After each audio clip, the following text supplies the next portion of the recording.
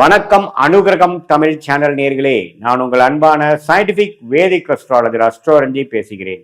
நல்லது நினைப்போம், நல்லதே நடக்கும். இந்த வீடியோவில் நம்ம என்ன பார்க்க போறோம்னா, ரிஷபராசிக்காரர்களுக்கு ஜூன் 2026 எத்தகைய ஒரு மாதமாக, பலாபலன்கள் நிறைந்த ஒரு மாதமாக இருக்க போகுதுங்கிறத சயின்டிபிக் வேதிக் அஸ்ட்ராலஜி முறையில எந்த விதத்தையும் மிகைப்படுத்தாமல் உள்ளது உள்ளவாறு ஒரு ராசிக்கு ஒரு கிரகம் இந்தந்த இடத்துல இருந்து சஞ்சரிக்கும் பொழுது எது மாற ஒரு தாக்கத்தை அந்த ராசிக்காரர்களுக்கு கொடுக்க போகிறது, எது மாதிரியான வாழ்க்கை சம்பவங்கள் உங்களுக்கு அமைச்சு கொடுக்க போகிறது, எது மாற திசையில் நமக்கு வாழ்க்கை, நம்ம பயணங்கள், நம்ம திட்டங்கள், நம்ம செயல்பாடுகள் எல்லாம் மாறப்போகுது அப்படிங்கிறதை துல்லியமாக இந்த வீடியோல ரிஷபராசிக்காரர்களுக்கு எத்தகைய ஒரு பலாபலன்கள் ஜூன் 2026 இருக்குதுங்கிறது நம்ம பார்க்க போறோம்.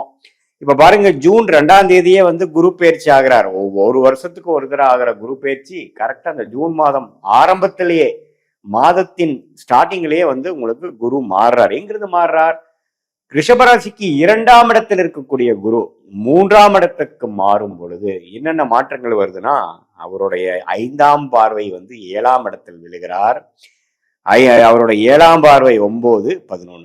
7, 9, 11 விழுகிற அந்த உச்ச குருவின் திருஷ்டி, அந்த பார்வை அருமையான ஒரு பார்வை.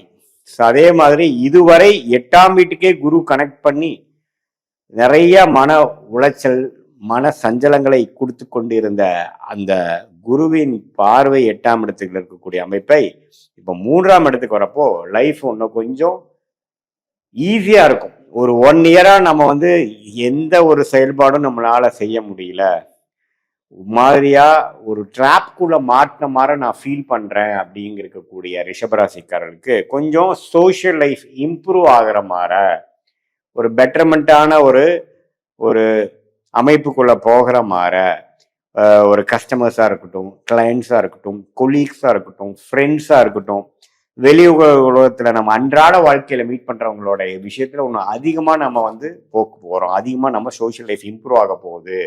நம்மளுடைய ஃபேமிலி ரிலேஷன்ஷிப், ஹஸ்பண்டா இருந்தா ஒய்ஃபா இருந்தா ஹஸ்பண்ட், மற்ற கோர் ஃபேமிலி ரிலேஷன்ஷிப் எல்லாமே கொஞ்சம் இம்ப்ரூவ் ஆக போகுது. நிறைய பழக்கங்கள், நிறைய அந்த கெட் டுகெதர்கள், நிறைய அந்த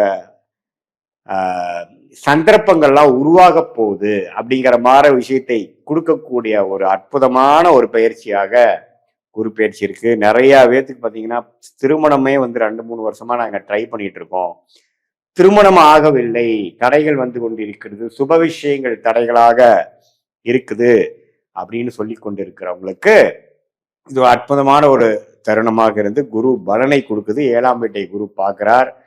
பூர்வீகம் விஷயம், அப்பா விஷயங்கள், அப்பாவோட அப்பா, தாத்தா, பாட்டனார் விஷயத்தின் மூலமாக சில பூர்வீகத்துல நாங்க சிலதெல்லாம் எதிர்பார்க்கிறோம், சில ப்ராப்பர்ட்டிஸு, சில சொத்துக்கள், சில நல்லது கெட்டதெல்லாம் நாங்க சாதகமாக எதிர்பார்க்கிறோம் அப்படிங்கிறவங்களுக்கு 9ஆம் இடத்தை குரு பார்க்கறதுனால அது மாதிரியான ஒரு நல்ல விஷயங்கள்லாம் நடக்கக்கூடிய அமைப்புகள் நம்ம பார்க்கலாம்.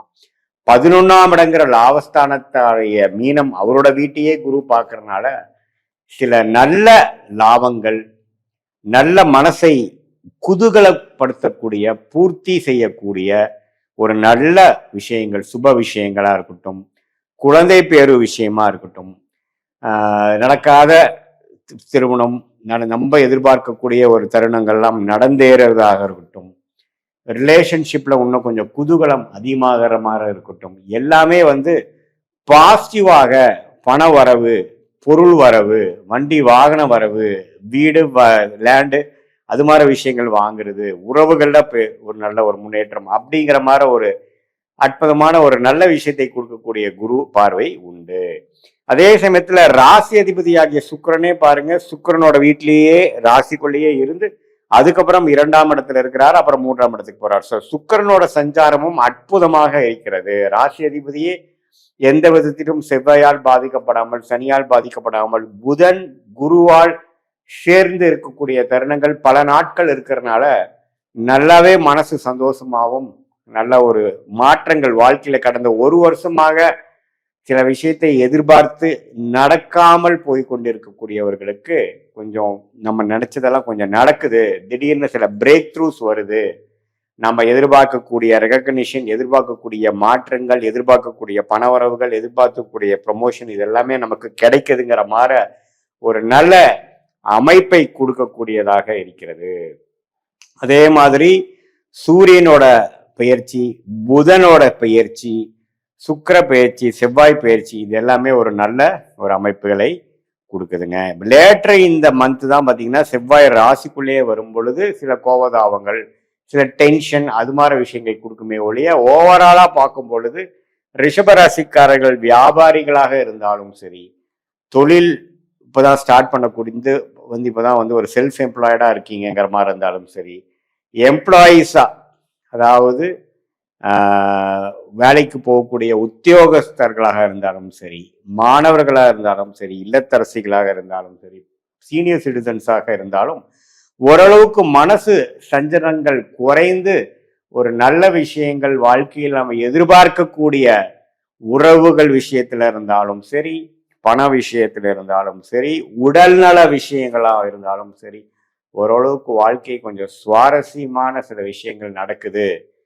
நம்மளுடைய 6 மாசம் 8 மாசம் ஒரு மன இறுக்கத்தை போக்குற மாதிரி சில விஷயங்கள் நடக்கக்கூடிய ஒரு அற்புதமான ஒரு கிரக அமைப்புகள் சனி 11 இருக்க, ராகு 10 இருக்க, 4 கேது இருக்க, இது மாதிரி இந்த புதன் சுக்கிரன் அது மாதிரி கிரகங்கள் நல்ல ஒரு அமைப்புல இருக்கிறதுனால அந்த குரு பயிற்சியும் பார்த்தீங்கன்னா நல்ல தாக்கத்தை கொடுக்கறதுனால சில நல்ல வாழ்க்கை மாற்றங்களை நாம் எதிர்பார்க்கலாம் என்று நம்ம தெரிஞ்சு கொள்ளலாம். ஸோ அதனால ரிஷபராசிக்காரர்களுக்கு இதுதான் ஒரு பொதுவான ஒரு பலனாக வருகிறதை ஒழிய உங்களுடைய ஜென்ம ஜாதகம், பிறந்த தேதி, பிறந்த நேரம், பிறந்த ஊரை வைத்து வரக்கூடிய தசா புக்திகள் வைத்து அந்த தசநாதன் உங்க ஜாதகத்துல எப்படி இருக்கிறார், அந்த புக்திநாதன் உங்க ஜாதகத்துல எப்படி இருக்கிறார், நீங்க ரோகிணி நட்சத்திரத்துல பிறந்தீங்களா, மிருகசீர நட்சத்திரத்துல பிறந்தீங்களா, கிருத்திகை நட்சத்திரத்துல பிறந்தீங்களா, இப்ப என்ன தசை போயிட்டு இருக்கு, அந்த தசை உங்க லக்னத்துக்கு எத்தகைய தசையாக வருகிறது, என்ன ஆதிபத்தியங்கள் இப்ப நடந்து கொண்டிருக்கிறதுங்கிறதெல்லாம் நம்ம எடுத்து இப்ப நம்ம சொன்ன குரு பயிற்சி, சனி பயிற்சி, இந்த இருக்கக்கூடிய கிரகத்தின் கோச்சார அமைப்பு ஜூன் மாதத்துக்கு எப்படி இருக்குன்னு பார்த்தோம் இல்லைங்களா, அதையும் சேர்த்து வைத்து பார்க்கும் பொழுது சயின்டிபிக் வேதிக் அஸ்ட்ராலஜி முறையில துல்லியமான பலன்கள், அதாவது டிகிரி அடிப்படையில ஒரு கிரகமும் நம்ம ஜாதகத்துல எப்படி இருக்கு, நம்ம பிறக்கிறப்போ யார் யாரை பார்த்துக்கிறாங்க, ஓவராலா பார்க்காம துல்லியமாக சயின்டிபிக்காக பார்த்து எதையும் மிகைப்படுத்தாமல் மூட நம்பிக்கை அது மாதிரி விஷயத்துக்குள்ள போகாமல் ஒரு கிரகமும் இருக்கும் பொழுது சயின்டிபிக்கா என்ன ரிசல்ட் கொடுக்கும், என்ன மாதிரி பலன்களை கொடுக்கும் அப்படிங்கிறத துல்லியமாக பார்த்து அதற்கேத்த ஷார்ட் டேர்ம் எப்படி இருக்கு, நமக்கு லாங் டேர்ம் எப்படி இருக்கு, எந்த மாதிரி விஷயங்கள் எது மாதிரி நேரத்தில் நடக்கும் பொழுது எது மாதிரி விஷயங்கள் நமக்கு நடக்கும், எந்த கிரகம் நமக்கு ஃபார்ச்சுனேட்டா மிகவும் யோகமாக இருக்கு, அந்த கிரகம் நமக்கு எத்தகைய ஒரு தொழில், எத்தகைய ஒரு துறையில் நமக்கு ஜெயிக்க கொடுப்பார் அப்படிங்கிற விஷயங்களை எல்லாம் நம்ம பார்த்து அதுக்கு தகுந்த மாதிரி முடிவுகளை எடுத்து சயின்டிபிக் வேதிக் அஸ்ட்ராலஜி மூலமாக நல்ல பலன் அனுபவிக்க முடியும் என்று சொல்ல விரும்புகிறேன். மீண்டும் மற்றொரு காணொலியில் சந்திப்போம். நன்றி, வணக்கம்.